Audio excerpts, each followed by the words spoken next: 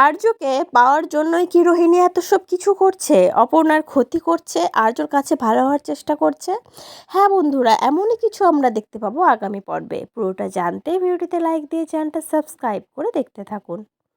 চিরদিনই তুমি যে আমার সিরিয়ালের আগামী পর্বে আমরা দেখতে পাবো অপর্ণাকে যেখানে কিডন্যাপ করে রেখেছে রোহিণী, আর্য সেখানে যায়। রোহিণী অপর্ণাকে বলতে থাকে, আচ্ছা এর আগেও তো তোমার কিডন্যাপ হয়েছে তাই না? অপর্ণা তখন আশ্চর্য হয়ে বলতে থাকে, আমার যে আগে কিডন্যাপ হয়েছিল সেটা আপনি জানলেন কি করে? আর রোহিণী তো এই প্রশ্নটার উত্তর এড়িয়ে যায়। তা সত্ত্বেও অপর্ণা বারবার জিজ্ঞেস করতে থাকে, কি হলো বললেন না? আপনি আমার কিডন্যাপ সম্পর্কে জানলেন কি করে?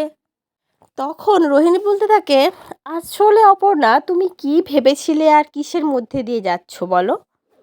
তুমি তো এই বিয়েটা নিয়ে অনেক স্বপ্ন দেখেছিলে, কিন্তু এখন কি কি হচ্ছে তোমার সাথে? তখন অপর্ণা বলছে, আমি কিসের মধ্যে দিয়ে যাচ্ছি? আপনি কি জানেন আমার সম্পর্কে, কতটা জানেন বলুন তো একটু। তখন আর্যও বলতে থাকে, হ্যাঁ আপনি কি বলতে চাইছেন বলুন। তখন রোহিণী বলতে থাকে, আমার উদ্দেশ্য সফল হয়েছে। আর্য তখন তাকে একের পর এক প্রশ্ন করতে থাকে। শেষে বলতে থাকে, আপনি কি চাইছেন বলুন তো, কেন এমনটা করছেন? তখন রোহিণী আর কিছু বলে না, চুপচাপ মনে মনে হাসতে থাকে।